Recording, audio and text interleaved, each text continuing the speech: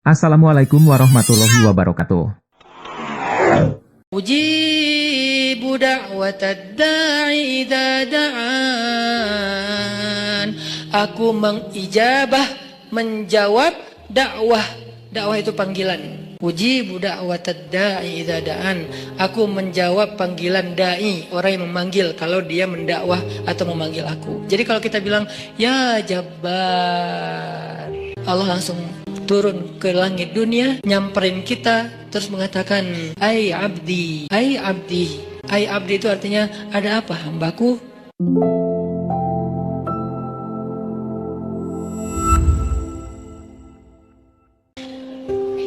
Ahlan wa sahlan min jadid. Selamat datang buat teman-teman semuanya yang pada malam ini kita bisa kembali berkumpul di suasana cuaca yang cerah, alhamdulillah.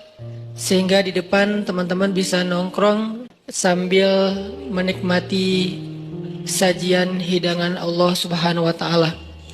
Dan hidangan Allah Subhanahu wa taala adalah ilmu dan hikmah.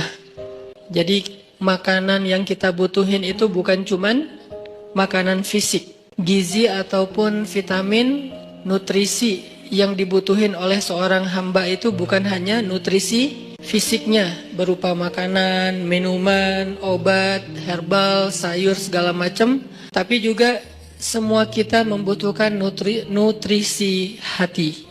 Lebih jelasnya lagi nutrisi iman. Karena yang menjadi lemah bukan hanya tenaga kita, tapi iman kita juga bisa menjadi lemah. Yang menjadi futur atau ngantuk bukan cuma mata kita, tapi basirah kita juga bisa menjadi ngantuk. Yang menjadi lupa bukan hanya akal kita, tetapi juga zikir kita juga bisa menjadi lupa. Makanya kita butuh nutrisi atau maidatur rahman, hidangan Allah Subhanahu wa taala yang berbentuk hikmah dan ilmu, sebagaimana kita butuh juga hidangan nutrisi untuk kebutuhan fisik kita. Walaupun memang kita nggak perlu nutrisi, nggak harus, bukan nggak perlu ya, nggak harus memberi nutrisi hati kita dalam bentuk kajian ilmu setiap hari 3 kali misalnya. Nggak harus sih, kalau bisa lebih bagus, tapi nggak harus. Karena nutrisi hati ini bisa kita dapetin bukan cuma dengan duduk dalam majelis ilmu, bukan hanya duduk di dalam tongkrongan hikmah, tapi juga bisa kita dapetin dengan tilawah Al-Quran. Kita juga bisa dapetin itu dengan zikir. Zikir sesuai dengan masalah kita. Karena zikir kalau nggak sesuai dengan masalah tetap berpahala, cuman kurang berasa. Kayak kita lagi nggak lagi haus, tapi minumnya bukan air putih, minumnya misalnya kayak kopi gitu ya. Kalau teh tawar masih mending lah. Haus tapi minumnya kopi atau minumnya minuman yang berwarna. Jadi kayak belum memenuhi dahaga haus kita. Padahal kita lagi haus. Kalau kita lagi kayak agak pusing, oke, minum kopi. Gak semua juga sih ya. Itu mas saya. Kalau pusing ngopi misalnya. Kalau haus minum air putih. Kalau misalnya kayak lagi manja minum susu gitu. Kenapa Ustadz? Ya mungkin lagi kayak males aja yang berat-berat gitu kan.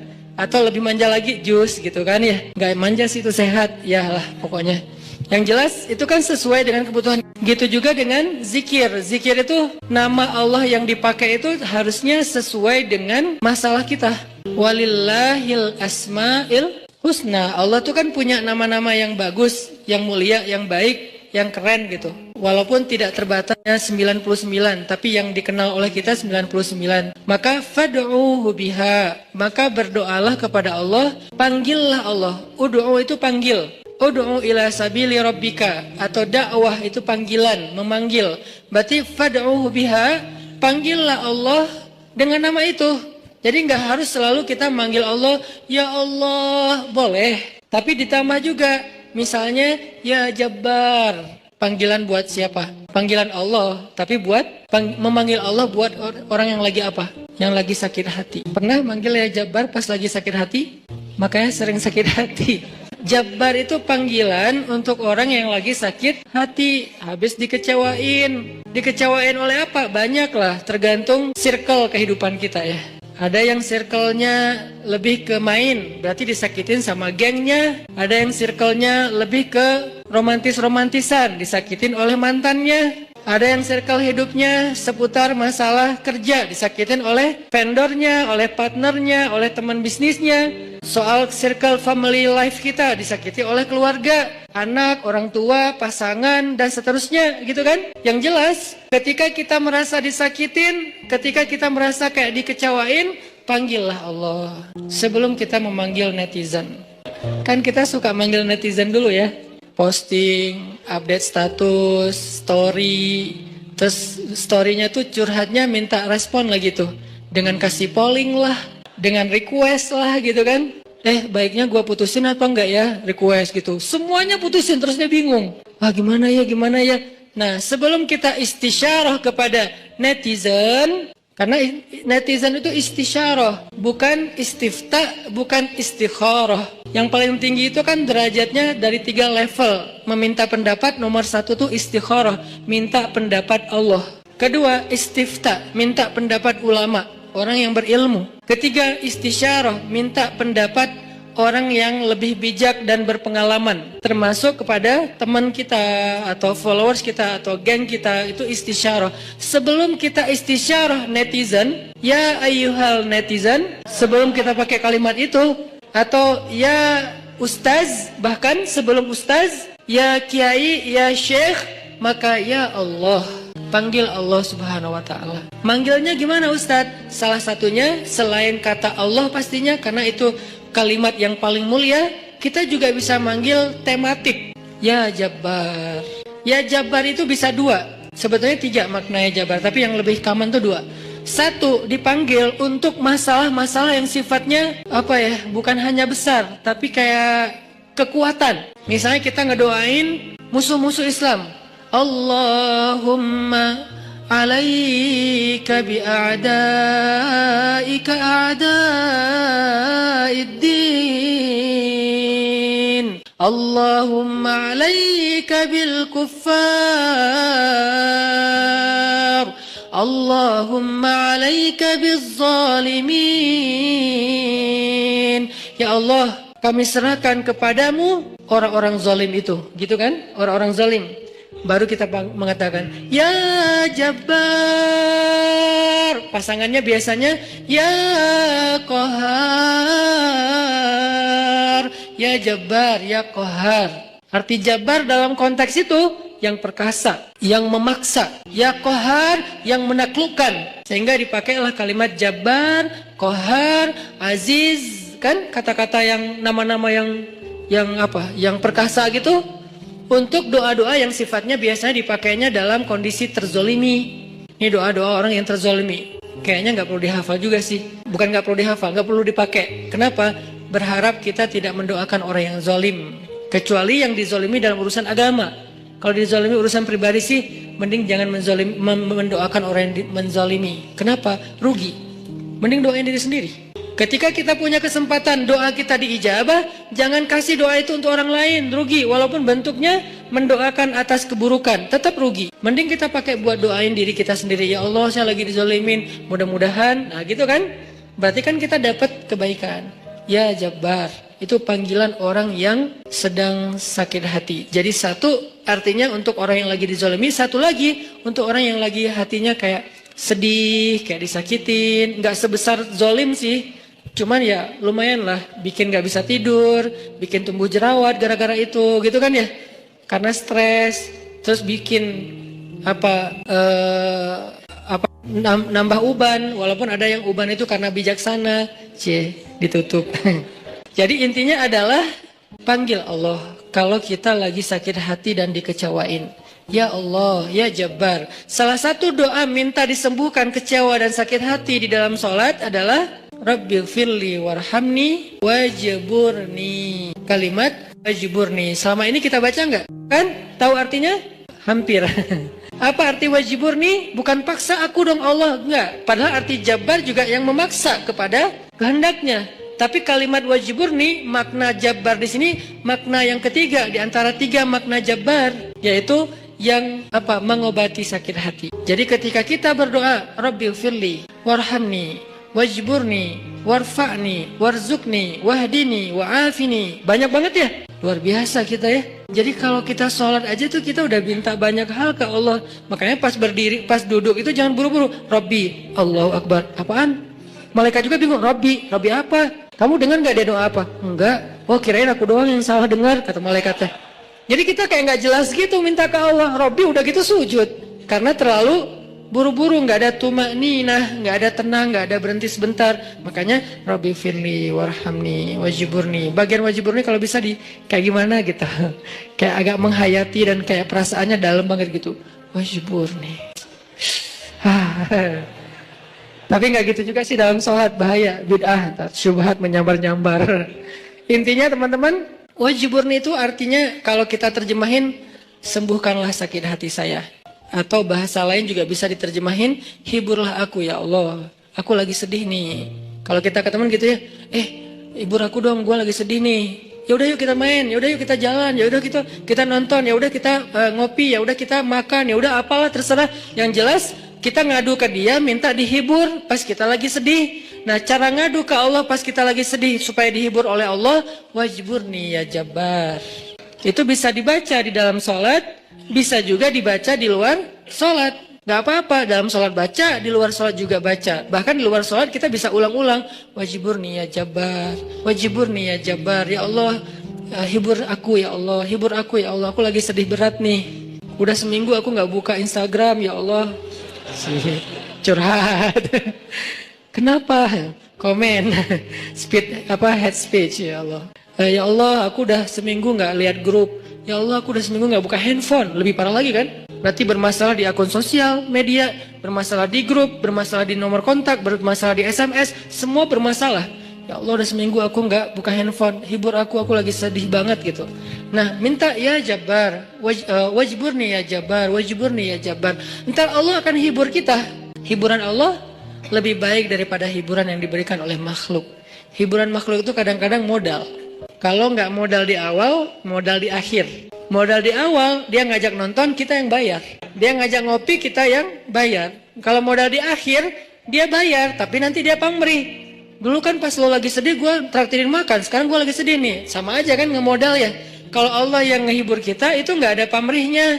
Nggak ada modal di awal, nggak ada modal di akhir. Terus kenapa kita cepet dan begitu spontan minta hiburan dari makhluk? Begitu spontan minta curhat kepada makhluk, begitu spontan manggil nama makhluk, tapi kurang spontan memanggil nama ya Jabbar, nama Allah Subhanahu wa taala. Ini kalau ngomongin kecewa, salah satu di antara Asmaullahil Husna, nama-nama Allah yang mulia itu adalah ya Jabbar. Sehingga kekecewaan itu jadi jalan buat kita untuk lebih akrab sama Allah. Kan kita tuh kayak, mungkin saya aja yang ngerasa gini, tapi banyak juga sih yang curhat kayak gitu. Kita tuh sering ngerasa akrab sama Allah tuh pas lagi ada masalah kan ya. Kalau lagi nggak ada masalah kayak kita tuh plain banget gitu hubungan sama Allah.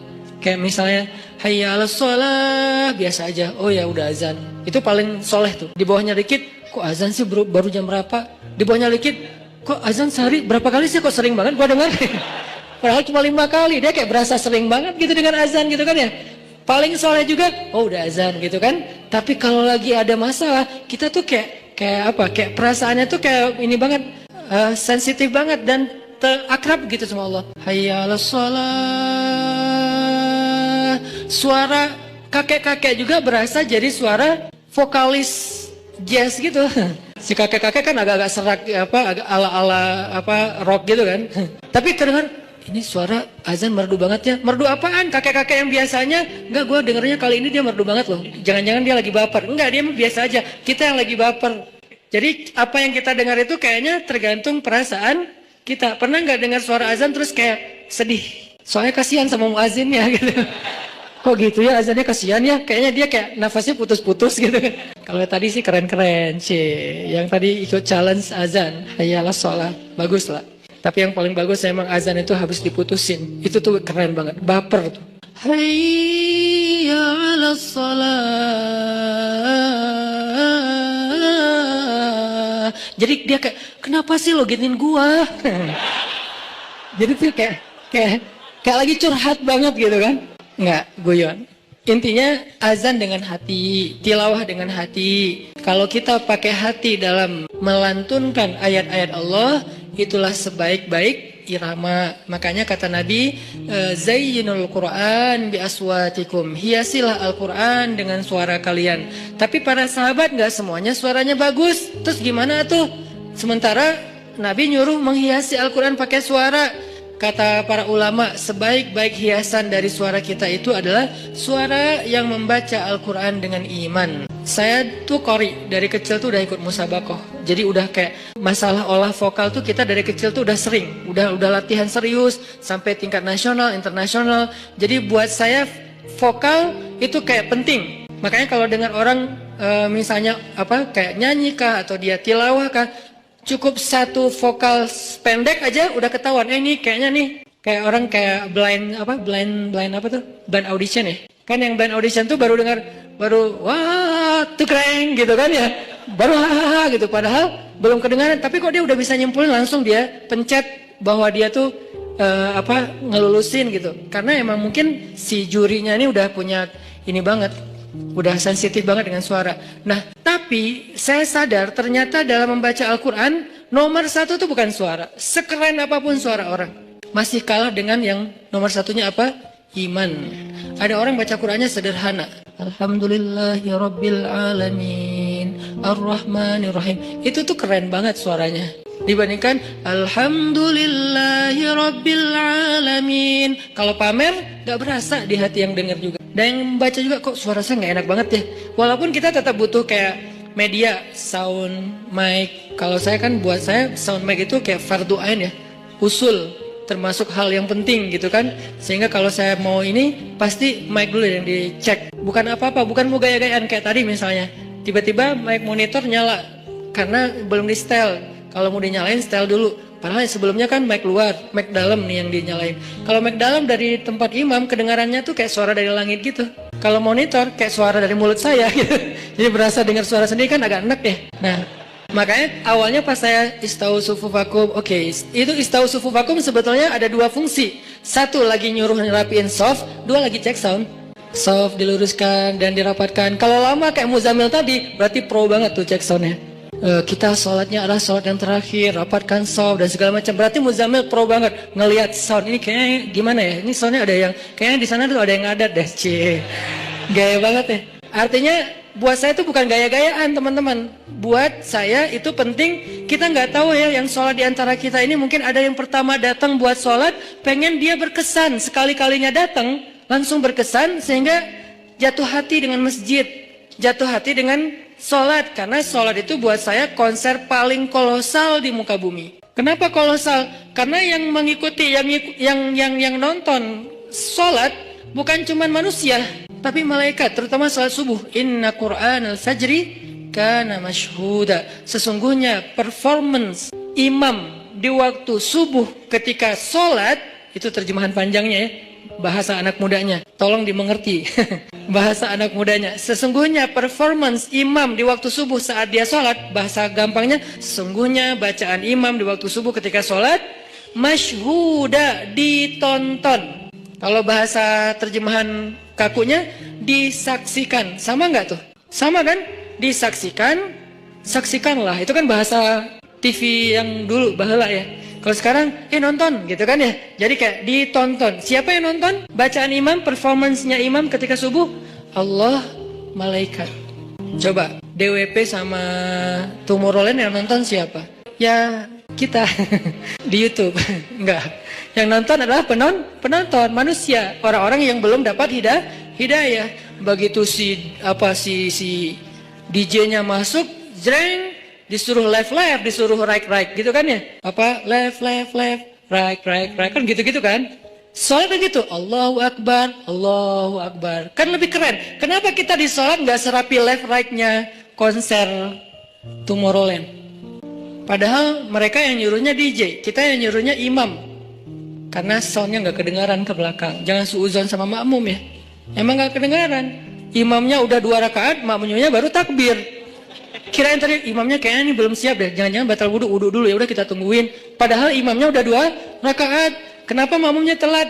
Soundnya tuh nggak sampai ke belakang. Kita irit di bab sound, tapi boros banget di bab kubah masjid, menara masjid, warna masjid. Kadang-kadang cat masjid itu baru berapa bulan, ini kayak mirip apa ya, kayak nggak sreg gitu ya. Udah ganti deh.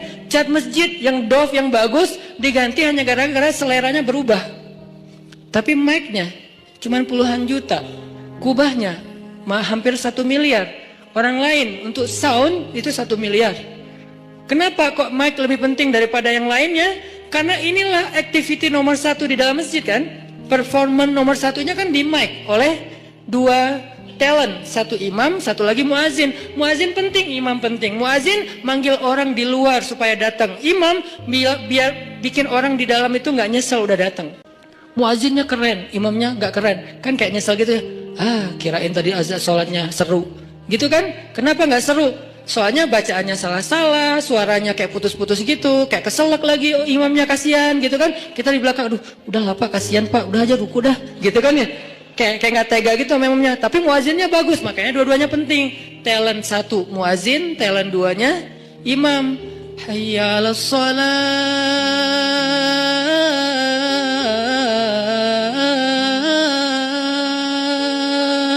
Orang yang dengar sedih ya.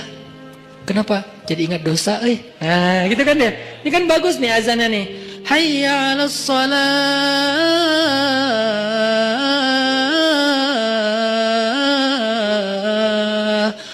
Surga itu kayaknya indah juga ya dengar suara mah.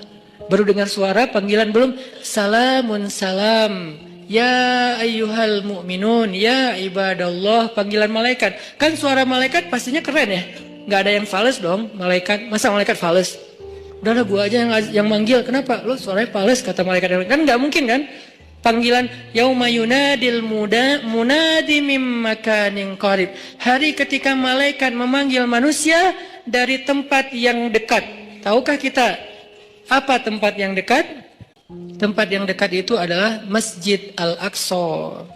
Hari ketika malaikat berdiri di titik Masjid Al-Aqsa sekarang, memanggil seantero padang mahsyar, halummu ilayya, kumpul kalian semuanya di sini kata malaikat. Jadi azan yang keren itu azan yang mengingatkan orang kepada dosa, azan yang mengingatkan orang kepada akhirat, dan itu nggak bisa kalau nggak pakai hati. Nggak perlu ngeluarin 100% vokal, cukup 60%-nya aja. 30% dibantu sama sound, 10%-nya dipakai, 40%-nya dipakai dengan perasaan. Makanya saya senang banget kayak apa dulu masa masih punya halakoh kecil sama teman-teman, termasuk ada Muzammil, anak-anak ITB, kita kan kayak belajar apa dulu, Muzammil mana Muzammil? Oh ada, belajar makomat sama dulu sebelum ada pemuda hijrah, makomat sama belajar azan. Kita kayak apa ya, kayak mengcover.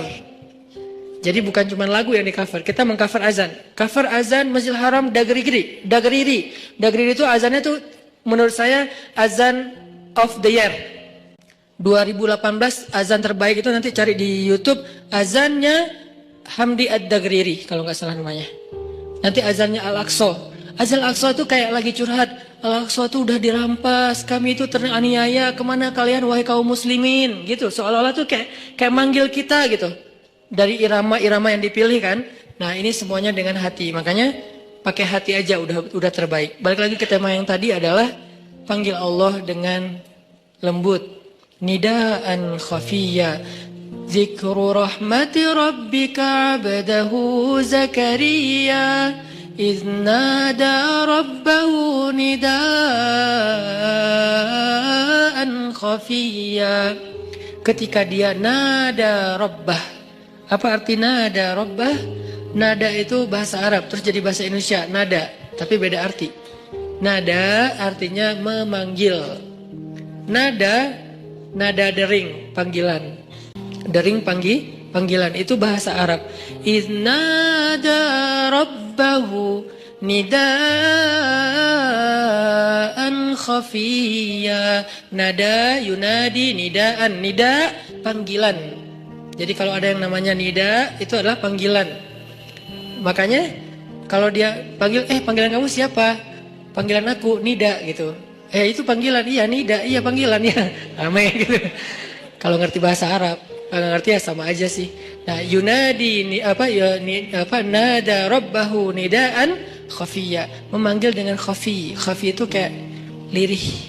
Ya Allah, gitu pelan-pelan. Terus khusyuk manggilnya, berperasaan manggilnya, bukan ya Allah. Itu mah kaget kali ya, bukan manggil Allah karena dia lagi curhat. Kalau mau curhat, ya Allah. Coba jadikan ya Allah ini kata favorit kita deh. Dan jangan tunggu bermasalah baru lembut suaranya. Kalau lagi senang kayak ya Allah. Enggak gitu sih. Kita lagi senang itu juga butuh Allah, teman-teman, yang kayak pekan yang lalu kan. Kita butuh Allah itu bukan pas lagi susah doang. Sarra dan dharra. Iza asabatuhum sarra wa iza asabahum dharra, sama-sama butuh Allah. Butuh Allah ketika susah, jelas kita paham. Butuh Allah ketika senang artinya apa? Supaya kesenangan yang Allah kasih itu jadi barokah, mubarak, jadi bertambah manfaat, jadi bertambah kebaikan, nggak jadi sia-sia. Nah, kalau nikmat yang Allah kasih, kesenangan yang Allah kasih malah jadi bikin kita sia-sia, itu malah jadi musibah. Sehingga kita butuh Allah supaya dituntun, ya Allah saya punya rezeki ini diapain ya? Supaya bermanfaat nih. Kemana saya harus memberikan rezeki ini? Ke keluarga, ke diri saya sendiri untuk kebutuhan. Siapa lagi? Allah tuntun. Supaya kalau Allah tuntun, ketika kita mengalokasikan harta, rezeki, nikmat yang kita dapatkan, itu semuanya untuk kebaikan. Fa'ammal yatima fala taqhar, wa ammas sa'ila fala tanhar, wa amma bi ni'mati rabbika fahaddits. Kalau enggak, alhaakumut takatsur. Celaka gara-gara takasur. Justru banyak nikmat yang Allah berikan. Jadi teman-teman, poin pertama, bab kecewa. Kalau kita kecewa, saya yakin semuanya pernah kecewa dan mungkin masih akan kecewa atau bahkan lagi kecewa sekarang. Kelihatan dari muka-mukanya. Kecewa sama saya. Kenapa ceramahnya lama sekali? Jadi kalau lagi kecewa, apa poinnya tadi? Panggillah Allah. Ya Allah, ya Jabbar, wajiburni, hibur saya ya Allah. Hibur saya, hibur hati saya ya Allah. Gimana cara Allah menghibur hati kita? Allah menghibur hati kita itu dengan diberikan wajilat qulubuhum. Allah menghibur hati kita dengan dijadikan liyazdadu imanan ma'a imanihim. Allah menghibur hati kita dengan dijadikan apa? Tuma'ninatul qalb. Ala bidzikrillah tatma'innul qulub. Banyak cara Allah menghibur hati. Apakah Nabi pernah sedih atau kecewa? Kecewa pernah, sedih pernah di Al-Qur'an. Direkam. Terus cara Allah menghibur hati Nabi yang lagi sedih atau kecewa gimana? Ya ayyuhal muzammil qumil laila illa qalila nisfahu awil qus minhu qalila aw zid alayhi warattilil qur'ana tartila inna nashi'atal lail hiya ashaddu wata'an wa aqwamu qila. Allah panggil Nabi ketika lagi sedih dan tidur. Ya ayyuhal muzammil. Ini dua kondisi Nabi lagi tidur dan dipanggil Allah. Satu, ya ayyuhal mudaththir. Satu lagi, ya ayyuhal muzammil. Tidur kenapa Nabi? Bukan tidur, tertidur.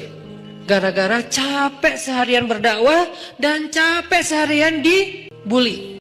Dibully di mana-mana, pergi ke pasar, dibully di pasar, pergi ke tempat pertemuan, dibully di tempat pertemuan, pergi di sepanjang jalan, dibully di sepanjang jalan, pergi ke rumah keluarga besarnya, ke tetangganya, ke pamannya, ke sepupunya, dibully oleh tetangga dan keluarga besarnya. Kemanapun beliau pergi, beliau dibully, dihina, dicela seharian dari pagi. Satu kota Mekah ngebully beliau. Ada yang mengatakan beliau itu penyihir, ada yang mengatakan beliau itu pembohong, ada yang mengatakan beliau itu tercela. Muzammam, nama aslinya Muhammad, artinya terpuji, tapi diplesetin jadi Muzammam, artinya tercela. Atau orang salib dulu, pas perang salib menamakannya dengan istilah Muhammad. Apa Muhammad? Salah satu nama setan. Jadi dipanggil Muhammad, dipanggil Muzammam, dipanggil apa, sahir, dipanggil majnun, orang gila.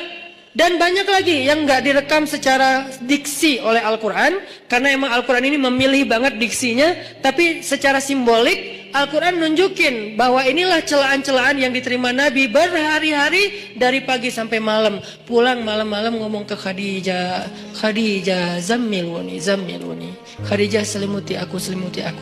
Khadijah pengertian, diselimuti Rasulullah, diusap-usap kepala Rasulullah, tenang Rasulullah, tenang ya Rasulullah, la tahzan ya Rasulullah, Allah nggak akan ninggalin kamu, Allah tuh sayang sama kamu ya Khadijah. Tapi di tubuh Rasulullah tuh banyak lemparan, bekas lemparan, dibersihin sama Khadijah. Setelah Khadijah wafat, nanti yang menggantikannya Fatimah yang bersihin bekas-bekas lemparan orang. Ada yang lemparin kotoran, ada yang lemparin barang apa benda-benda keras sehingga melukai Nabi, dibersihin sama Khadijah. Udah capek, Nabi tertidur.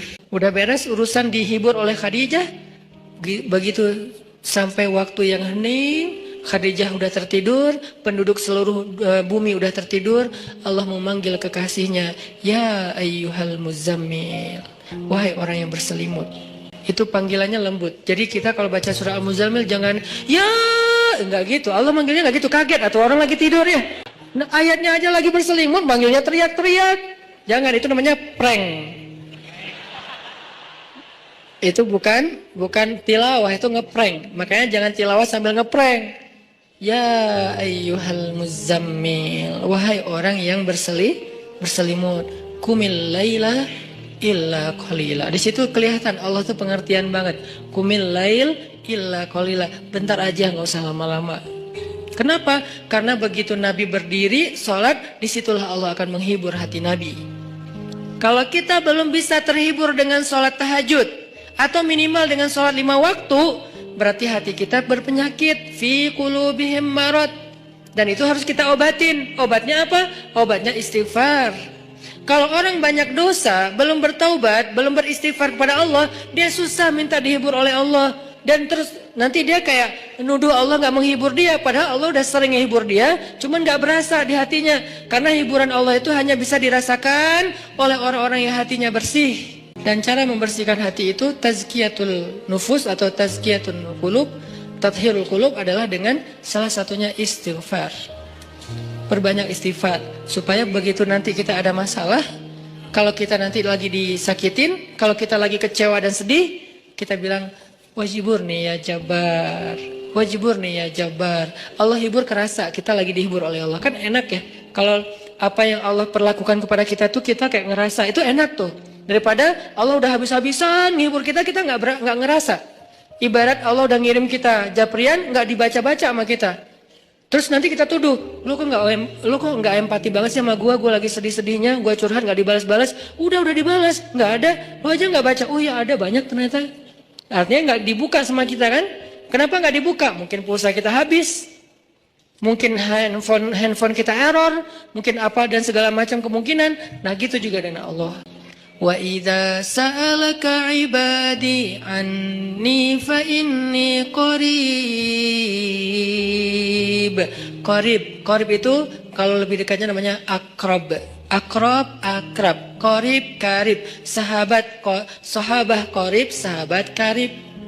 Itu bahasa Arab. Kan saya sering nge-mention bahwa ini dari bahasa Arab, bahwa biar kita tahu identitas bahasa kita itu sebetulnya sebagian besar diambil serapan dari bahasa Arab. Terus siapa yang merangkai bahasa Indonesia dari bahasa Arab kalau bukan ulama?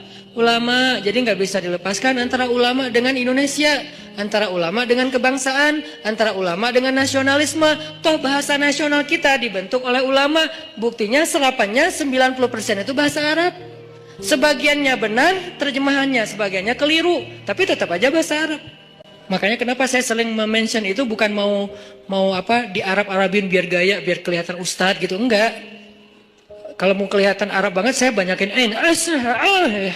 Arab emang itu mah. Ini enggak lagi kayak gitu. Lagi pengen menarik benang sejarah kalau bahasa kita itu emang sebetulnya bahasa Arab yang diserap. Jadi kalau ada yang agak alergi tentang Arab, saya pikir ini berlebihan. Kita nggak alergi terhadap ras, mau Arab kayak, mau Eropa kayak, mau Afrika, mau apa, ya kan itu semuanya takdir Allah kan. Emang kita bisa minta diciptain sebagai orang apa? Nggak bisa kan? Ya Allah saya pengen diciptain sebagai orang apa ya enaknya ya? Ini deh orang Rusia, tinggi, putih, rambutnya pirang. Ya Allah, saya pengen diciptakan sebagai orang Afrika. Kenapa? Biar tawadu. Nah, nggak gitu juga sih. Jadi kita nggak bisa request gitu kan ya. Dan orang Afrika pun sebetulnya sekarang kan jadi keren ya. Orang kulit hitam keren nggak sih? Berasa sekufu, segolongan. Kalau orang kulit hitam didiskriminasikan nggak keren, kasihan tuh. Kan kulit hitam juga sekarang jadi favorit. Bahkan banyak orang yang pengen menghitamkan kulitnya. Ini artinya ya nggak bisa request mau jadi orang apa. Sehingga kita nggak boleh benci golongan ataupun ras. Karena dia diciptakan kayak gitu tuh bukan pengennya dia. Itu namanya sunnatullah dan takdir. Itulah ketentuan Allah. Kalau kita cela rasnya, berarti kita mencela pencipta ras itu, yaitu Allah Subhanahu Wa Taala. Dan ini termasuk larangan dalam hadis mencela nasab. Mencela nasab itu termasuk salah satu dosa besar. Balik lagi ke yang tadi. Intinya bahasa kita emang diserap dari bahasa Arab. Nah, kita minta sama Allah. Kata Allah, inni qarib, aku dekat sama kamu. Ujibu da'watad da'i idza da'ani. Ujib dari kata jawab. Jawab bahasa Indonesia juga jawab. Jawabun, jawaban, jawabin, itu grammar. Terus salah satu yang diambil dari antara 3 bentuk grammar Arab itu kita ambil jawaban. Ya, menunggu jawaban. Ada orang Indonesia yang mengatakan saya lagi menunggu jawabun. Enggak ada kan ya? Ini agak-agak aneh. Jawabin atau ada tuh jawabinnya.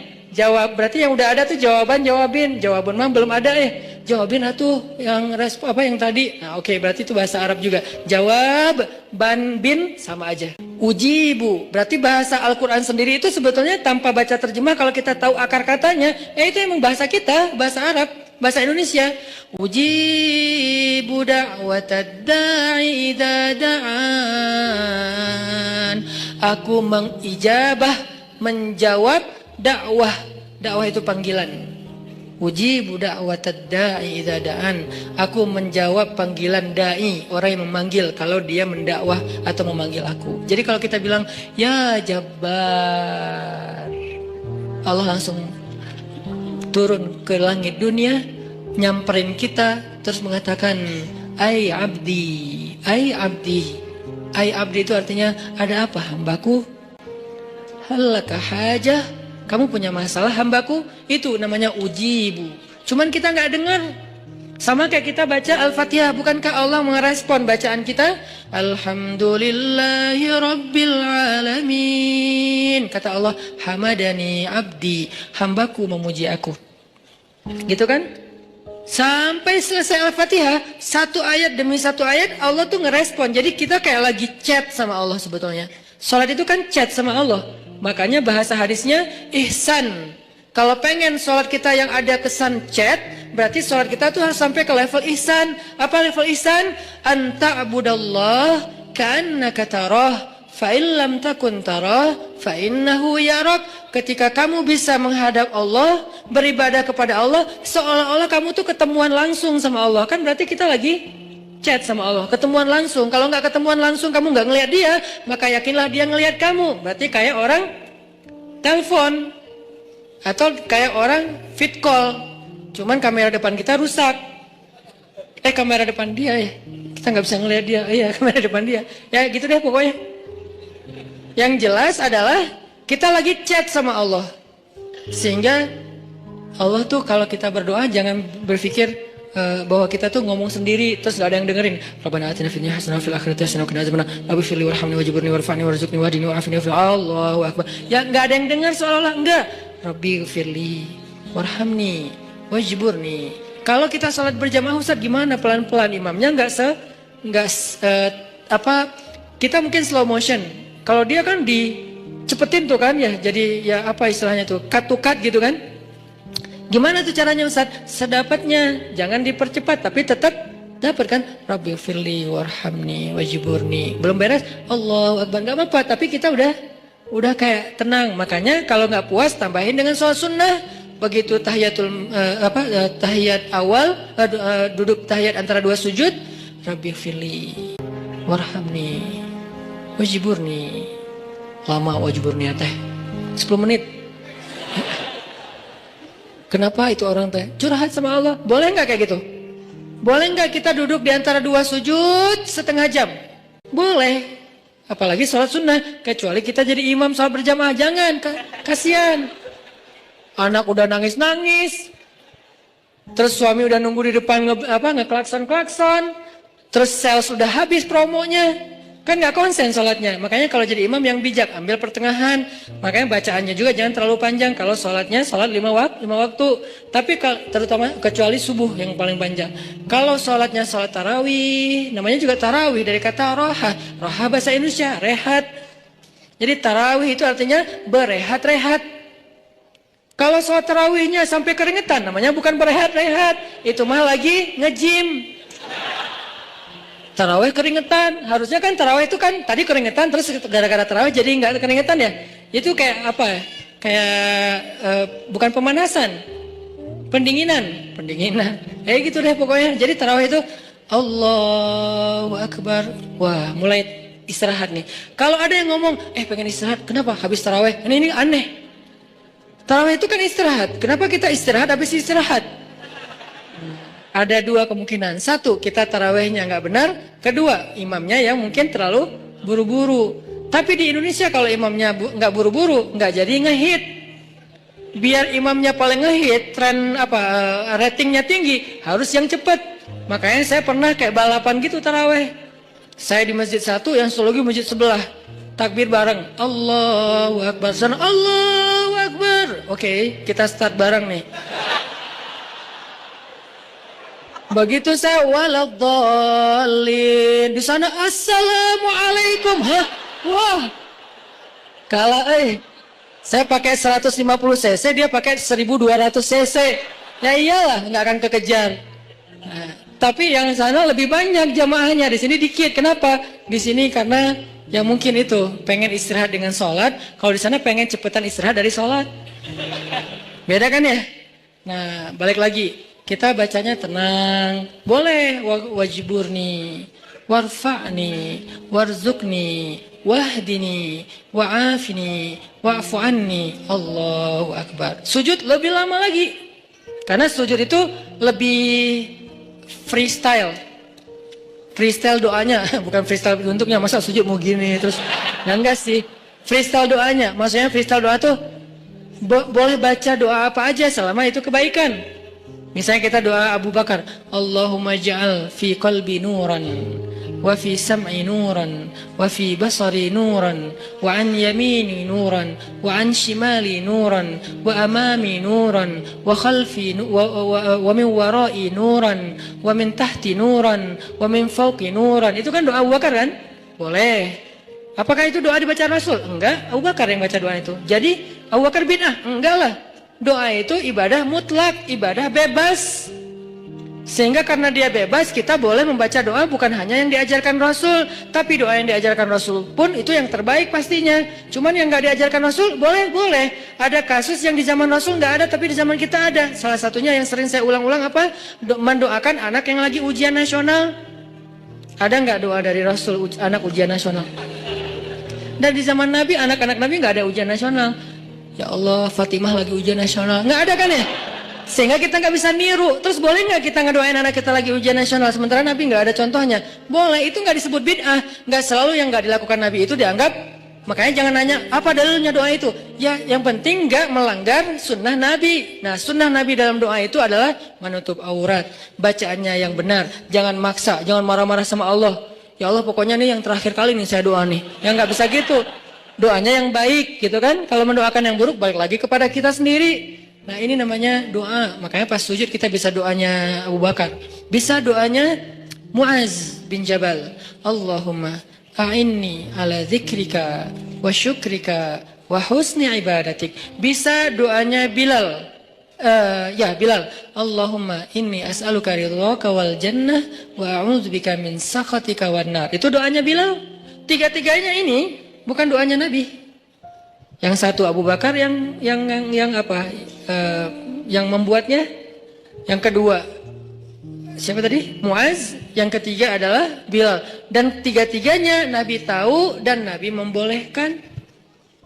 Nggak langsung Nabi, kan nggak ada saya suruh. Kenapa kamu baca yang nggak pernah saya contohin? Enggak, karena emang ibadah doa itu ibadah mutlak. Sehingga kita bisa doa, ya Allah, saya sih lupa namanya, tapi saya udah nge-follow dia. Soalnya akunnya nama palsu. Tapi saya tahu kok nama dia yang asli. Saya pernah hafal kok nama dia yang asli. Ya Allah, pengen kalau bisa saya pengen jadikan dia sebagai imam saya. Kalau nggak dia pun yang mirip-mirip gitu. Nah, di dalam sholat gimana caranya? Ya jangan di dalam sholat sih, susah ngomongnya. Kalau bahasa Indonesia kan nggak boleh dalam sholat kan. Kalau di dalam sholat tetap harus bahasa Arab. Kalau bisa jangan bahasa Arab yang dikarang-karang sendiri. Malah salah. Allahumma ansur alaina. Itu bahaya. Allahumma ansur itu artinya apa? Ya Allah, tolonglah.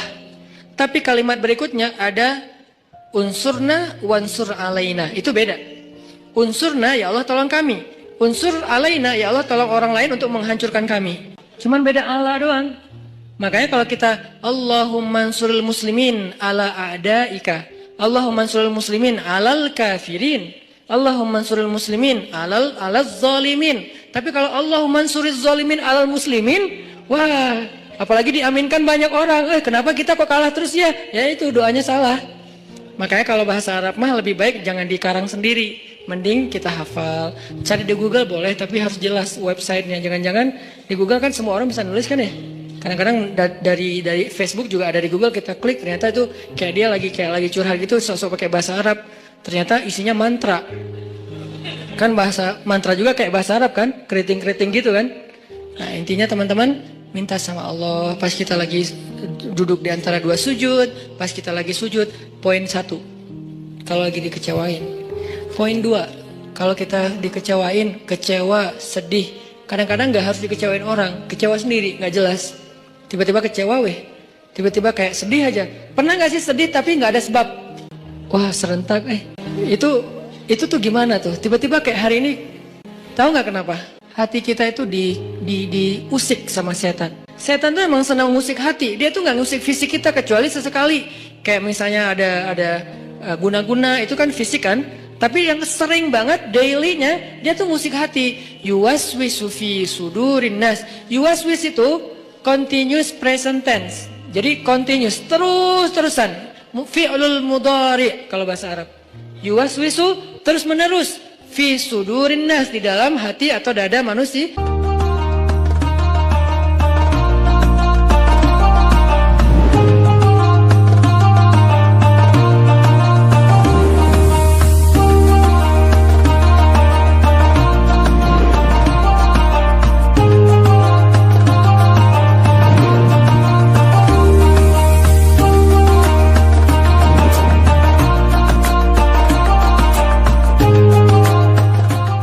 Manusia jadi setiap hari itu dia kayak musik kita.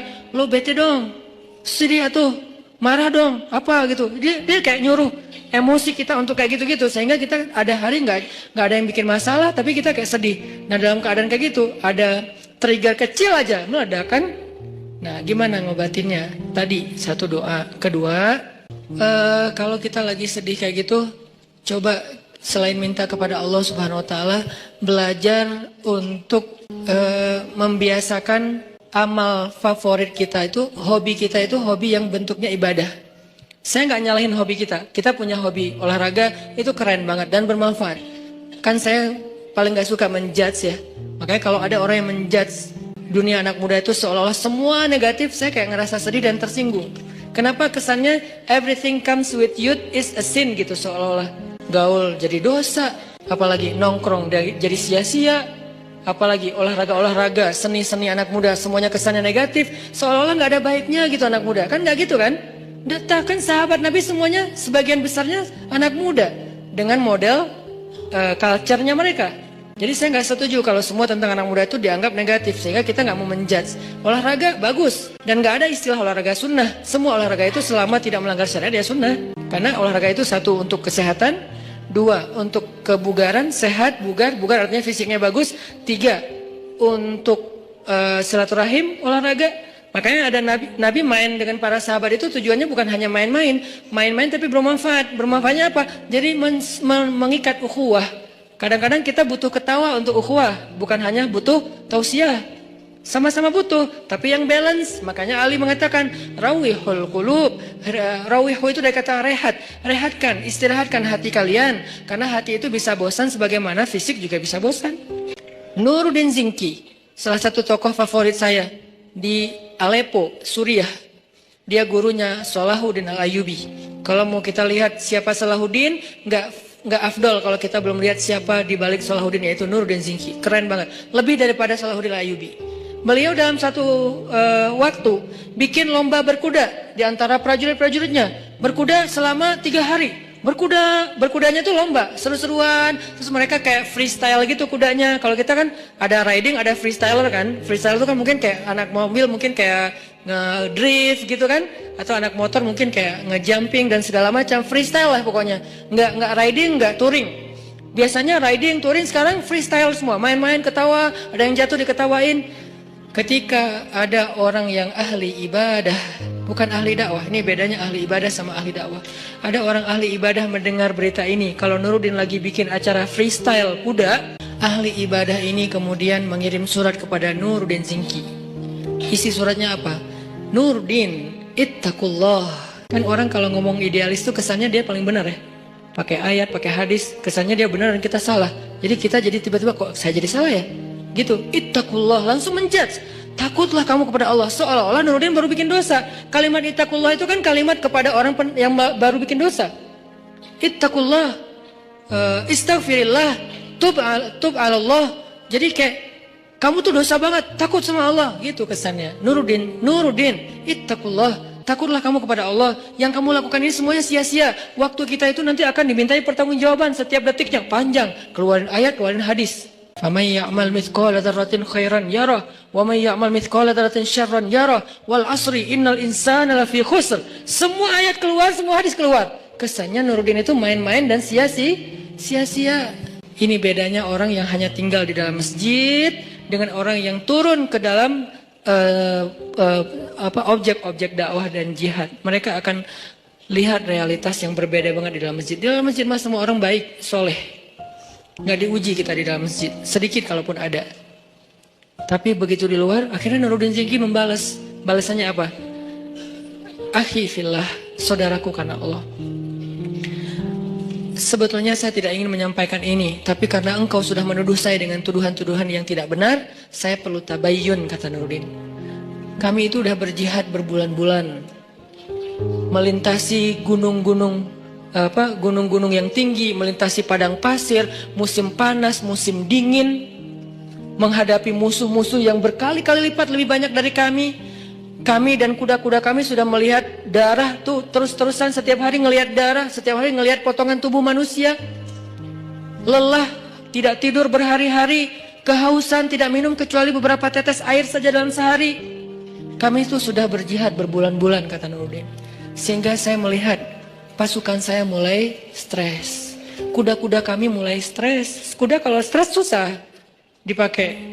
Jadi nggak akan sesuai dengan instruksi dari penunggangnya, kesatrianya. Dia stres.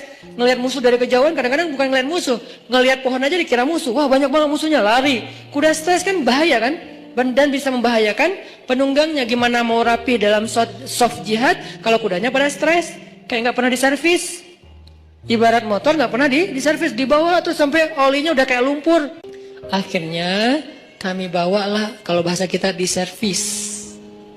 Diservis itu apa? Dengan cara kalau diservis motor kita bawa ke bengkel servis nih, ganti oli, apa segala macam dibersihin, kayak gitu-gitu kan. Kalau servis kuda dibawa main. Karena kuda itu servisnya dengan main, bukan makan, minum, dan segala macam. Akhirnya kudanya bisa ikut main sama penunggangnya, lucu-lucuan, guling-guling. Kudanya menjatuhkan penunggangnya, terus diketawain dengan lain. Dan prajuritnya juga diservis dengan cara apa? Entertain, mereka butuh hiburan. Jangan berpikir ketika ada orang berhibur sebentar, seolah-olah udah seluruh hidupnya berhibur, sampai kita menuduhnya bahwa hidupnya sia-sia. Ini terlalu gampang menjudge orang lain. Bisa jadi itu bagian dari program dakwah. Itu jawaban Nuruddin. Jadi saya ingin supaya prajurit saya segar lagi, ukhuwah mereka kuat lagi, lebih soft, barisan mereka lebih bagus lagi, dan kuda-kuda mereka lebih sehat dan bugar lagi. Dibalas kepada ahli ibadah, baru kemudian ahli ibadah. Ya tapi kan nggak harus gitu juga. Oh panjang, akhirnya nggak beres. Ya namanya juga orang kalau udah dengki. Sama dengan Fudail bin Iyad dengan Ibnu Mubarak. Fudail bin Iyad ahli ibadah di dua Masjidil Haram. Masjid Nabawi dia ahli ibadah dan mengajar di Masjid Nabawi. Di Masjidil Haram juga dia ahli ibadah dan mengajar di Masjidil Haram. Tapi nggak pernah keluar dari masjid. Sehingga yang dia tahu realitas dunia ini hanya realitas masjid. Tentang sholat harus rapi. Tentang kalau sholat kita sunnah sendiri harus pakai sutro. Itu kan realitas dinamika masjid kan. Tentang waktu azan itu jangan diburu-buru. Antara azan dan iqomah itu dikasih jeda waktu. Kemudian masalah menutup aurat dalam pakaian sholat. Kemudian masalah kenceleng. Itulah realitas masjid. Sangat mungkin belum banyak. Ketika keluar dari masjid, realitasnya tuh beragam. Nggak sesederhana masjid, rumit. Kalau di dalam masjid itu sederhana realitasnya. Sehingga nggak butuh pemikiran rumit untuk menyelesaikannya. Di luar masjid, itu rumit banget. Baru aja di teras masjid udah rumit. Masalah sendal ketukar.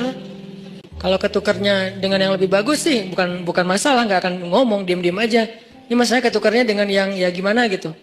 Nah, akhirnya ini nih yang jadi realitas, apalagi keluar dari pintu masjid. Udah keluar pintu masjid, tangga masjid, keluar tangga masjid, parkiran masjid. Di parkiran udah realitas, baru datang udah lihat mobil atau motor udah kebaret.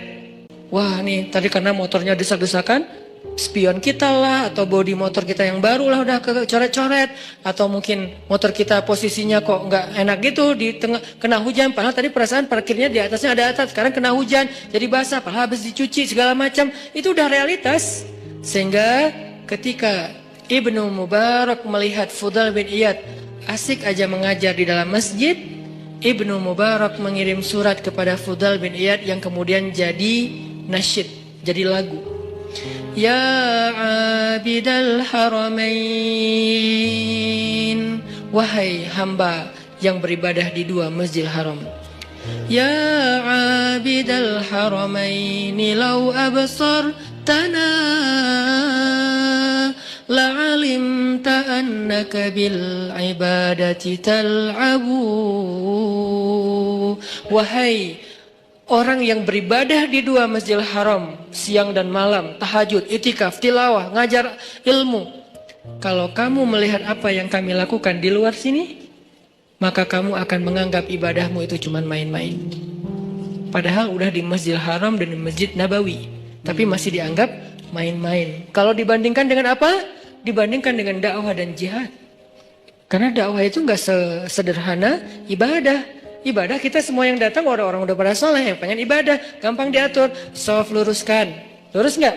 Lurus. Coba suruh luruskan shaf di belakang zebra cross. Segampang meluruskan shaf di masjid?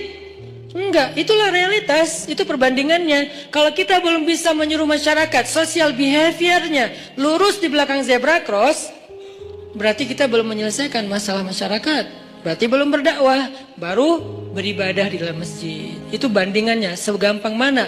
Mana lebih gampang nyuruh orang lurus di belakang zebra cross, apa nyuruh orang untuk ikut imam? Ikut imam. Jangan kalian mendahului atau menyamai gerakan imam. Oke. Allahu Akbar, Allahu Akbar.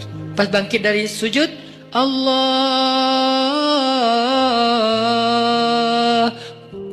Bacaan imam itu panjang dan makmumnya belum yang benar ya, belum bergerak dari sujud, masih nungguin sampai bar baru dia bar, beres bahasa Jawa. Jadi begitu imamnya Hu Akbar, baru makmumnya Allahu Akbar. Gampang nyuruh makmum kayak gitu. Coba jangan menyamai lampu kuning apalagi mendahului. Susah kan? Di traffic light kuning, merah, hijau. Jangan mendahului lampu kuning. Kalau merah mungkin agak gampang. Kuning aja. Di sana udah merah, kan ketahuan tuh ada kayak pantulan cahaya kan ya. Kalau di sana merah kan di sini nggak langsung hijau kan. Di sini mah ada jeda beberapa detik lah. Di sana udah mulai kuning, wah jalan kan ya. Di mana pelajaran shaf dan gerakan sholat yang kita katakan jangan menyamai dan mendahului imam. Makanya realitas di dalam masjid dengan di luar tuh beda. Sehingga kalau kita nggak pernah keluar dari masjid, kita terkesan idealis, tapi sebetulnya nggak tahu masalah. Begitu juga dunia anak muda. Buat saya selalu respect sama anak muda karena saya ngerasa bahwa anak muda itu aset luar biasa dan di tangan teman-teman nih anak-anak muda nasib Indonesia 10 tahun yang akan datang. Jadi kalau anak muda ini hanya dijadikan objek terus menerus sebagai bahasa judgement, terus gimana nasib Indonesia? Padahal anak muda itulah yang mengukir banyak sejarah. Jarang sejarah diukir oleh orang tua kan? Rata-rata sejarah itu diukir oleh anak muda. Dalam Islam muncul nama komandan militer paling muda dalam sejarah Islam, namanya Usamah bukan bin Laden, Usamah bin Zaid. Itu beda lagi kasusnya, saya nggak mau mengkomentar. Yang jelas namanya Usamah, jadi jangan takut dengan nama Usamah. Nama Usamah itu nama sahabat. Bahkan dia adalah cucu angkatnya Rasulullah. Dari anak angkat Rasulullah, walaupun nggak jadi anak angkatnya, itu Zaid bin Harithah. Namanya Usamah bin Zaid. Itu komandan militer termuda dalam sejarah Islam. Usianya kalau nggak salah 14 tahun. Kelas berapa? Kelas 2 SMP, memimpin pasukan militer. Bukan naik motor. Gak mau dibahas. Karena gak di-endorse. Jadi bukan naik motor, terus pakai baju SMA, terus kayak gitu-gitu. Bukan. Saya gak merujuk kepada sesuatu ya. Gitulah pokoknya. Ini memimpinnya naik motor sama naik kuda, lebih susah mana?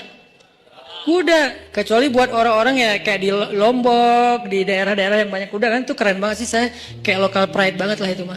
Jadi naik kuda, memimpin pasukan, dan itu bukan riding, walaupun riding juga keren, tapi ini menghadapi musuh usia 14 tahun loh. Kalau nggak matang mentalnya, nggak mungkin Nabi memberikan kesempatan dia jadi panglima militer. Dia ngasih tuh surat kuasanya tuh langsung dari Nabi. Bahkan ketika Abu Bakar jadi khalifah, lalu Umar gak setuju Usamah jadi panglima militer, Abu Bakar marah kepada Umar. Ya Umar, kamu ingin menyobek surat Rasulullah? Kamu ingin mencoret kalimat-kalimat Rasulullah? Ini langsung Rasulullah yang nunjuk Usamah pemimpin militer. Bahkan kalau seandainya pasukan itu kita harus ada di dalamnya, engkau wahai Umar harus tunduk kepada Usamah.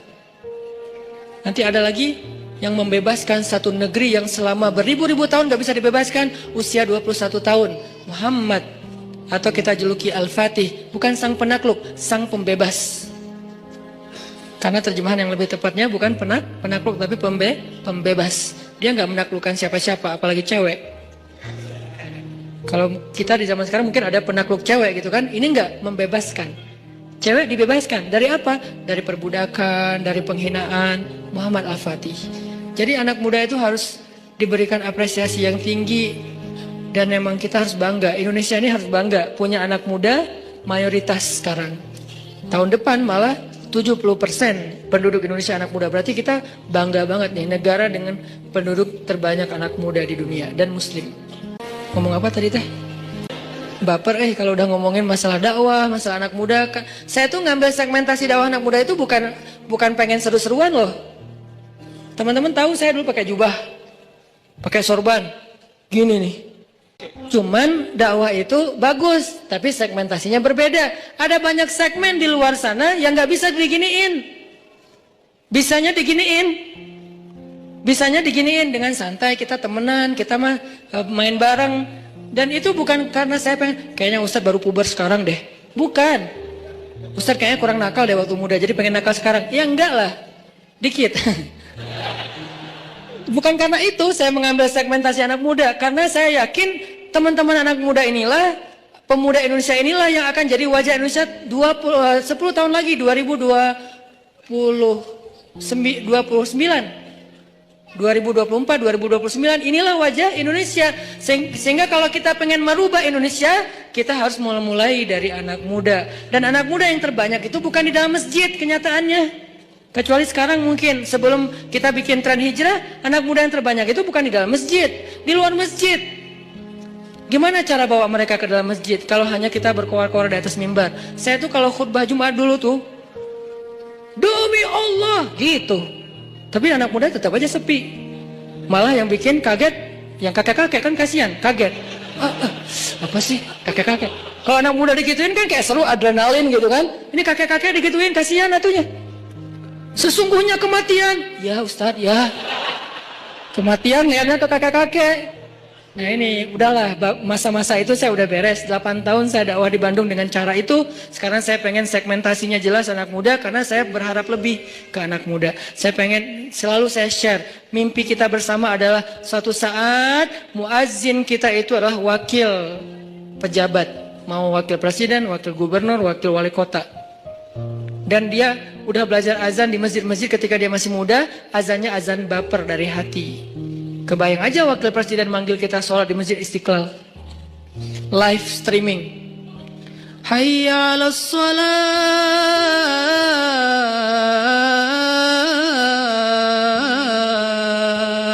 Siapa itu? Pak Wakil Presiden. Wah kan semangat ya se-Indonesia sholat berjamaah subuh ya. As-salatu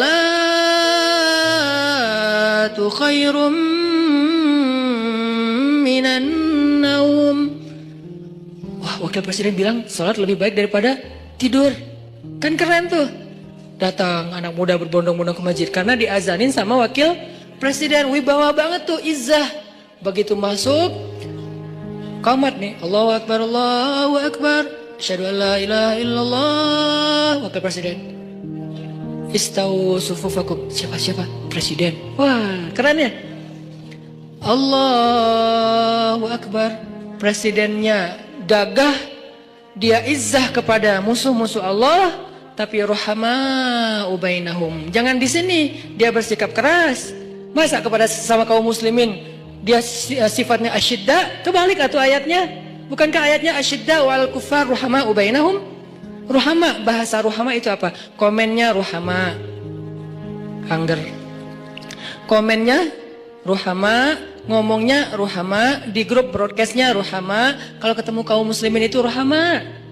Kepada manusia rahmatan lil alamin, kepada kufar, siapa kufar? Orang yang memerangi mereka, musuh-musuh yang zalim, seperti orang misalnya Israel yang menjajah Palestina, atau orang-orang zalim yang menyakiti kaum muslimin di Suriah, di Yaman, di Irak, di Rohingya. Itu asyidda.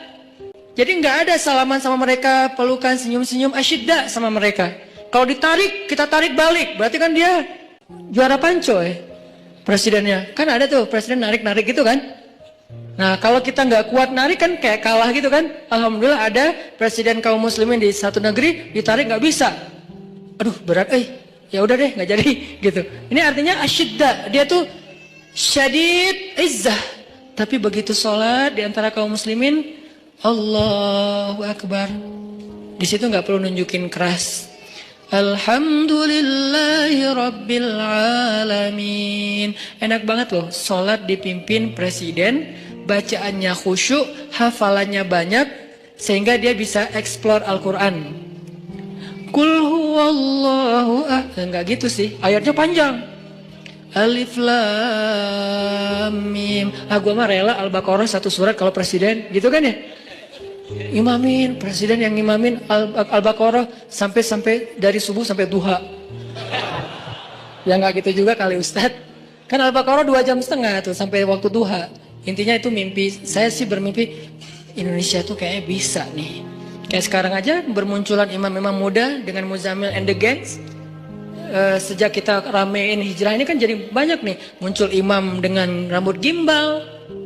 Apalagi muncul imam anak muda, anak SMA, itu bisa banget. Dan mereka nanti pasti saya yakin akan jadi pemimpin-pemimpin masa depan. Kayak sekarang saya dekat sama teman-teman pemuda Pancasila, Sapma Pemuda Pancasila juga. Kalau lagi dekat sama mereka ngobrolnya apa? Lo nyalak nggak tahun ini? Ya insya Allah lo kayaknya masih mau main dulu deh, 5 tahun lagi gua nyalak. Berarti kan anak-anak muda sekarang lintas organisasi, mau dia PP, mau dia Karang Taruna, mau dia komunitas, sebetulnya kan calon pemimpin masa depan kan? Kalau mereka lahir dari rahim tarbiyah, kebayang aja pemimpin Indonesia 5 tahun lagi atau 10 tahun lagi. Lahirnya dari rahim tarbiyah. Gimana cara mentarbiyah Indonesia? Nggak bisa bikin satu pesantren dengan ukuran sekian hektar. Harus bikin pesan_tren.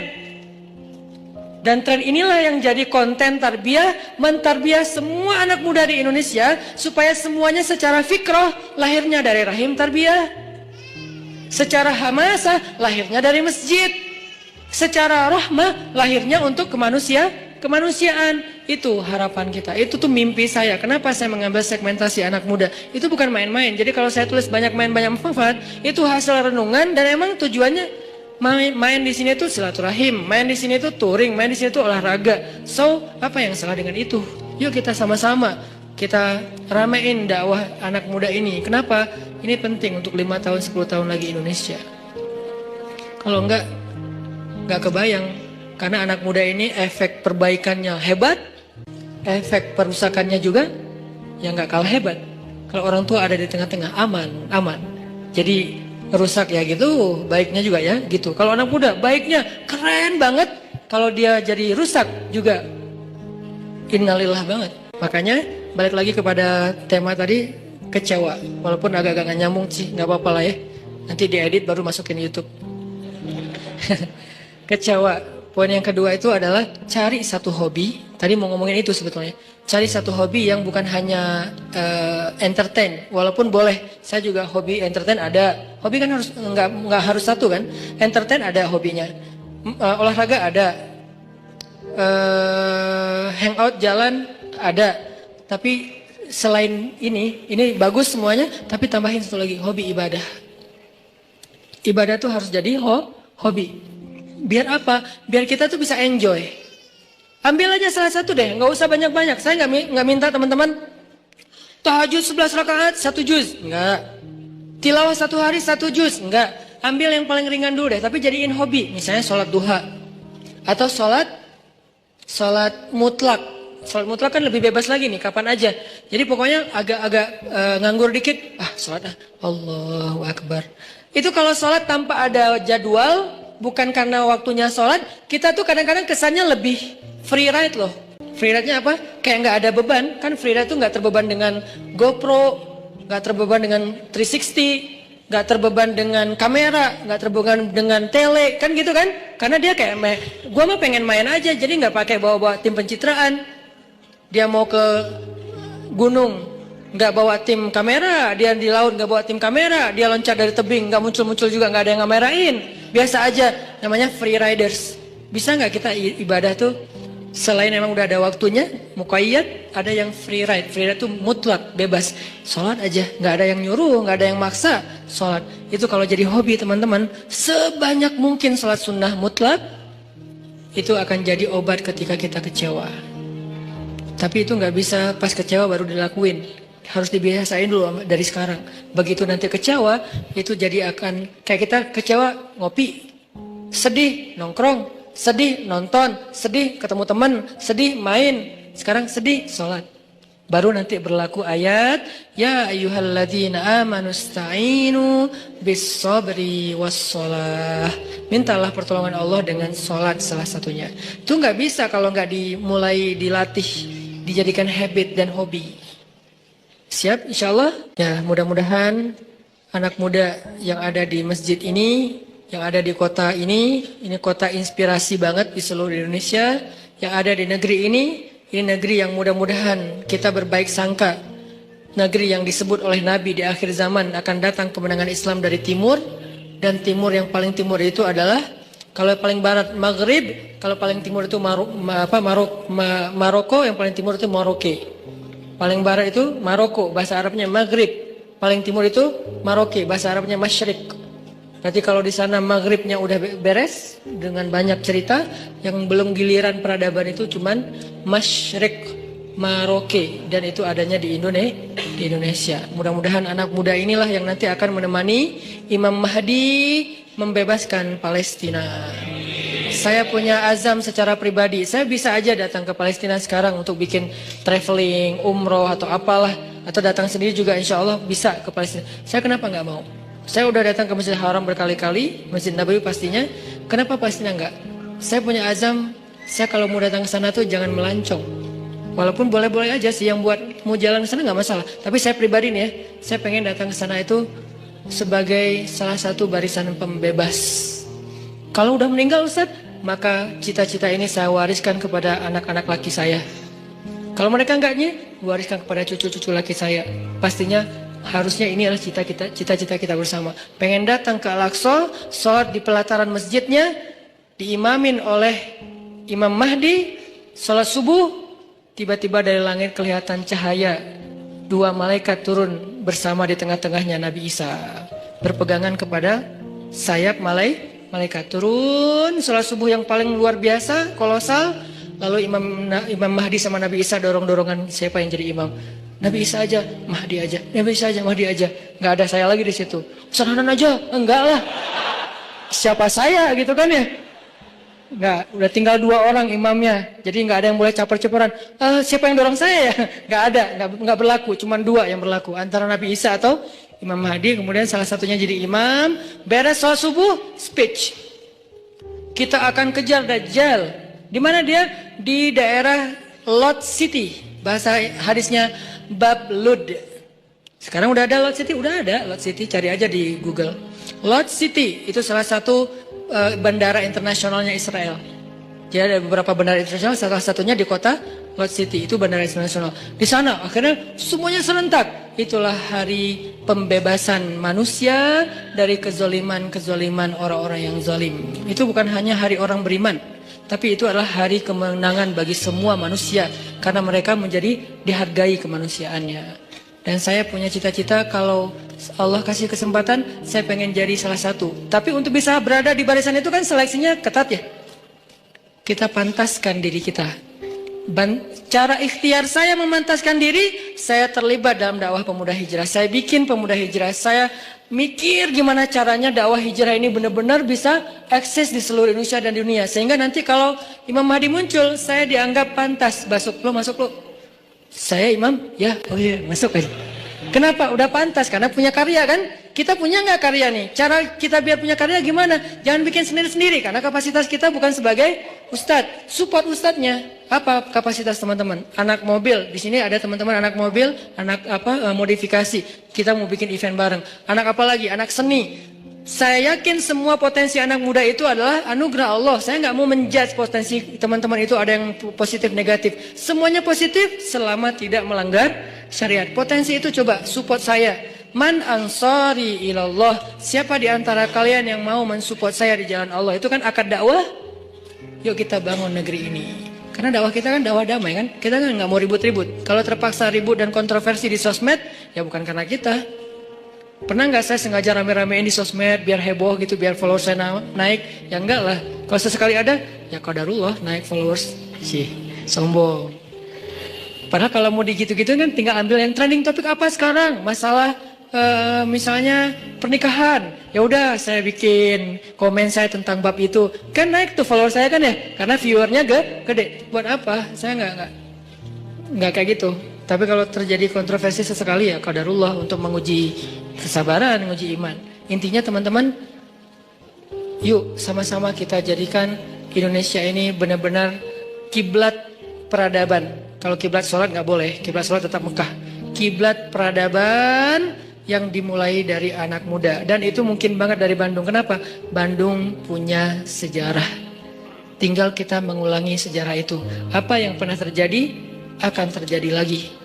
Tidak ada yang baru di bawah matahari. Kata siapa Ustaz? Lupa, saya cari aja di Google. Mudah-mudahan bermanfaat. Oke, mudah-mudahan apa yang tadi kita dapatkan bisa jadi tambahan iman, memperbaiki akhlak, membuat kita lebih semangat lagi tongkrong dalam majelis ilmu. Dan saya titip satu hal, anak muda ayo bangkit. Bangkit bersama, bangkit dengan bersatu. Jangan sampai urusan politik 2019 April memecah belahkan anak muda. Nggak boleh. Kita boleh beda pilihan, tapi kita nggak boleh saling mencela dan berpecah belah. A'udzu billahi minasyaitonir rajim. Bismillahirrahmanirrahim. Alhamdulillahi rabbil alamin. Alhamdulillahi rabbil alamin hamdan yuwafi ni'amahu wa yukafi'u mazida. يا ربنا لك الحمد كما ينبغي لجلال وجهك الكريم وعظيم سلطانك اللهم أنت السلام ومنك السلام وإليك يعود السلام فحينا بالسلام وأدخلنا الجنة دار السلام تباركت ربنا وتعاليت يا ذا الجلال والإكرام اللهم صل وسلم وبارك على سيدنا محمد وعلى آله وصحبه أجمعين. Duhai Allah yang maha pengasih lagi maha pemurah, duhai Allah yang maha baik dan maha pengertian, duhai Allah yang maha lembut dan maha santun, duhai Allah yang maha mengetahui dan maha bijaksana. Inilah kami hamba-hambamu ya Allah, datang ke sini untuk berpasrah kepadamu ya Allah. Kami serahkan pikiran kami untuk Engkau tuntun kepada ilmu yang benar. Kami serahkan lisan kami agar bisa bertutur dan berzikir dengan nama-namamu yang mulia. Kami serahkan telinga kami agar mampu mendengar ayat-ayat dan hikmah-hikmah tentang kebesaran-Mu. Kami serahkan tangan kami agar mampu bermanfaat dan memberi sesuatu yang bisa menyelesaikan urusan hamba-hamba-Mu.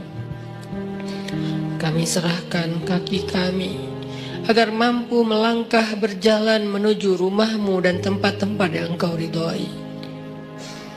Kami serahkan hati kami ya Allah agar hanya yakin kepadamu, agar Engkau penuhi hati itu dengan cinta terhadap akhirat melebihi terhadap dunia, agar Engkau jadikan hati itu bergetar ketika namamu disebutkan, agar hati itu merasa menyesal terhadap dosa-dosa di masa lalu, agar hati itu dipenuhi dengan iman. Kami serahkan hidup kami agar Engkau tuntun kepada takdir-takdir baik yang Engkau putuskan untuk kami. Kami percaya ya Allah, Engkau tidak pernah menginginkan keburukan untuk hamba-Mu. Engkau tidak pernah sengaja memberikan musibah kepada hamba-Mu. Engkau tidak pernah sengaja menyakiti hamba-Mu. Engkau tidak pernah sengaja membalas hamba-Mu dengan kemurkaan-Mu. Karena kami yakin rahmat-Mu mendahului marah-Mu, kasih sayang-Mu mendahului amarah-Mu, sifat kasihan-Mu mendahului murka-Mu. Engkau tidak mungkin marah kepada hamba-Mu sebelum Engkau sayang kepada dia. Engkau tidak mungkin murka kepada hamba-Mu sebelum Engkau kasihan kepada dia. Engkau tidak mungkin mengambil nikmat dari hamba-Mu sebelum Engkau berlimpahi dia ya Allah. Karena sesungguhnya rahmat-Mu lebih luas daripada kemarahan-Mu. Kami berserah kepadamu ya Allah. Kami serahkan diri kami, hidup kami, jiwa kami hanya kepadamu ya Allah. Tuntun kami ke arah yang Engkau kehendaki. Kami pasrah, kami ikut ya Allah. Karena kami yakin Engkau tidak mengarahkan dan menuntun hamba-Mu kecuali kepada kebaikan di dunia dan akhirat bagi kami. Kami pasrah ya Allah terhadap keputusan-keputusan-Mu tentang sekolah kami, tentang kuliah kami, tentang pekerjaan kami, tentang usaha kami, tentang pertemanan kami, tentang perasaan cinta kami, tentang hubungan kami dengan seseorang yang istimewa bagi kami, tentang keluarga kami, tentang segala sesuatu tentang kami pasrah kepadamu. Tuntun kemanapun Engkau kehendaki ya Allah, karena kami yakin semuanya baik. Tidak ada yang datang darimu kecuali kebaikan ya Allah. Inilah kami hamba-hamba-Mu, datang belajar di sini untuk bisa benar-benar istislam dan tawakal kepadamu. Benar-benar menjadi hamba yang inna salati wa nusuki wa mahyaya wa mamati lillah. Benar-benar ingin belajar iyyaka na'budu wa iyyaka nasta'in. Benar-benar ingin belajar menjadi hamba yang wa ma khalaqtul jinna wal insa illa liya'budun. Bimbing kami ya Allah agar kami bisa menjadi seperti itu. Jangan biarkan ada satu detik dalam hidup kami yang yang berjalan tanpa ada namamu. Jangan biarkan satu detik pun dalam hidup kami, dalam waktu kami habiskan bukan karenamu. Jangan biarkan sejengkal tanah kami berjalan kecuali berjalan ke arahmu. Jangan biarkan satu pun ide yang kami pikirkan kecuali tentang kebesaranmu. Jangan biarkan satu rasa kami rasakan di dalam dada kecuali kagum kepadamu. Tuntun kami ya Allah, ajarkan kami ya Allah. Kami sudah pasrah, kami lelah dengan hidup pilihan kami sendiri selama ini ya Allah. Selama ini kami memilih adegan hidup kami, arah hidup kami sendiri. Kami tidak mau tahu tentang arahan darimu. Kami tidak mau membaca ayatmu. Kami tidak mau mendengar nasihat dari orang-orang yang berdakwah di jalanmu. Kami tidak mau membaca hadis-hadis nabimu. Kami tidak mau tahu tentangmu ya Allah. Kami pilih hidup dengan pilihan kami sendiri, seolah-olah kami lebih tahu daripada Engkau. Seolah-olah kami lebih mengerti yang mana baik dan mana buruk untuk diri kami daripada Engkau. Seolah-olah kami tahu segalanya ya Allah. Kami pilih pilihan hidup. Kami tentukan sendiri segalanya. Kami percaya tanpamu kami bisa, sehingga kami jarang bahkan hampir tidak pernah berdoa. Tapi pada akhirnya kami sadar pilihan itu membawa kami kepada kecelakaan.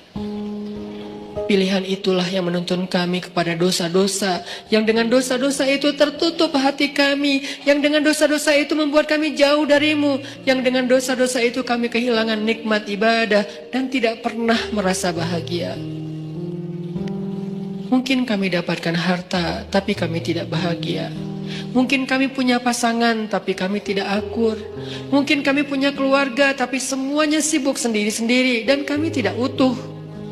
Karena kami menentukan hidup kami sendiri dan tidak meminta bimbinganmu ya Allah. Kami lelah dengan itu, kami pasrah. Kami ingin kembali kepadamu. Pilihan-pilihan kami sudah kami tinggalkan. Pilihan-pilihan kami sudah kami abaikan. Kami tidak ingin lagi terjebak seperti dulu ya Allah. Bertahun-tahun hidup kami sia-sia. Kami ingin Engkau yang memilihkan hidup untuk kami ya Allah. Kami ingin Engkau yang memilihkan apa yang terbaik bagi kami ya Allah. Kami ingin Engkau yang memilihkan pasangan hidup kami ya Allah. Karena yang terbaik adalah yang Engkau pilihkan. Kami ingin Engkau yang memilihkan pekerjaan yang halal untuk kami ya Allah. Kami ingin Engkau yang memilihkan hijab yang menutup aurat untuk kami ya Allah. Kami ingin Engkau yang memilihkan teman yang bisa mengingatkan kami ketika kami lemah. Karena Engkaulah yang sebaik-baik pemilih teman bagi hambanya ya Allah. Kami ingin Engkau yang memilihkan hari-hari kami, esok, lusa, dan seterusnya. Pilihkanlah untuk kami. Kami ikut ya Allah. Jika Engkau panggil kami, lapangkan dada kami untuk bisa menerima panggilan itu dengan lega. Hayya 'alas shalah.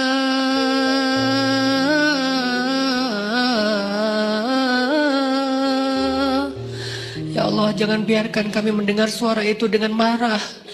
Jangan biarkan kami mendengar suara itu dengan terbeban. Kami ingin merasakan nikmatnya mendengar suara azan. Kami ingin merasakan hati kami bergetar ketika mendengar namamu disebutkan. Kami ingin merasakan panggilan itu adalah panggilan terindah, senandung terindah yang pernah kami dengar. Jangan biarkan ada satupun senandung, irama, lagu apapun yang lebih indah bagi kami daripada suara azan ya Allah. Ya, kami berhibur dengan lagu-lagu. Kami berhibur dengan senandung-senandung manusia. Tapi kami tidak mau senandung itu mengalahkan suara azan. Celaka kami jika kami mengganti suara azan dengan hiburan-hiburan makhluk ya Allah. Itu hanyalah kesenangan sesaat. Tetapi hiburlah kami dengan suara azan dan bacaan Al-Quran. La uqsimu biyaumil qiyamah. Hibur kami dengan ayat itu ya Allah. Fabi ayyi ala'i rabbikuma tukadziban. Hibur kami dengan ayat itu ya Allah. Ya ayyuhalladzina amanu, berikan kami kemampuan untuk merasakan panggilan itu ya Allah, seolah-olah Engkau memanggil kami secara pribadi. Jangan biarkan kami berpikir bahwa panggilan itu bukan untuk kami. Lalu siapa kami jika bukan orang beriman?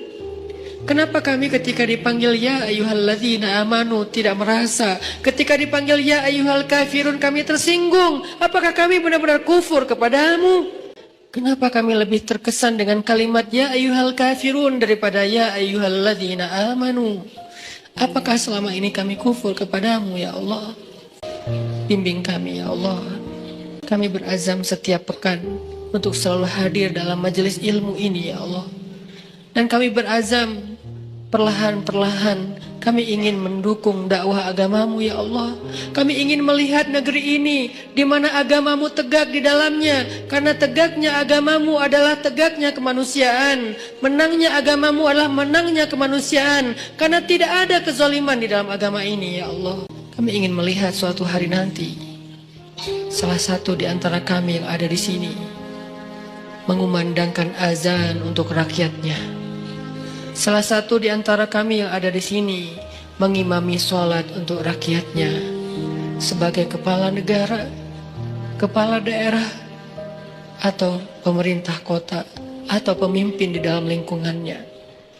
Duhai Allah, wujudkan harapan-harapan kami, karena Engkaulah satu-satunya yang mewujudkan harapan. Menangkan kami atas orang-orang yang zalim, karena kemenangan orang yang beriman adalah kemenangan rahmatan lil alamin. Rabbana atina fid dunya hasanah wa fil akhirati hasanah wa qina adzabannar. Subhanakallahumma wa bihamdika asyhadu an la ilaha illa anta astaghfiruka wa atubu ilaik. Terima kasih buat teman-teman semuanya. Barakallahu fikum. Wassalamualaikum warahmatullahi wabarakatuh. Dalam kehidupan sehari-hari, kita sering sekali merasa kecewa atau disakiti oleh orang-orang sekitar kita. Dalam kondisi seperti ini, kita bisa memanggil Allah dengan nama-namanya yang mulia, seperti Ya Jabbar, yang berarti yang maha memaksa atau yang maha perkasa. Nama ini dapat digunakan ketika kita merasa hati kita terluka, baik karena dihianati oleh teman, disakiti oleh pasangan, atau bahkan karena masalah pekerjaan. Dengan memanggil Allah menggunakan namanya sesuai dengan kondisi kita meminta pertolongannya untuk menyembuhkan hati yang terluka, mengatasi kekecewaan, dan juga memberikan ketenangan. Nama Ya Jabbar juga mengingatkan kita bahwa Allah memiliki kekuatan untuk menyembuhkan dan memperbaiki segala sesuatu yang rusak, termasuk hati yang patah.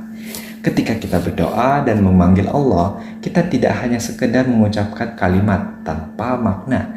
Kita harus melakukannya dengan penuh keyakinan dan perasaan, karena doa yang disertai dengan keikhlasan hati lebih mungkin untuk diterima. Sebagai contoh, dalam sholat kita sering membaca kalimat Rabbighfirli warhamni wajburni, yang artinya, Ya Rob, ampunilah aku, rahmatilah aku, dan sembuhkanlah aku.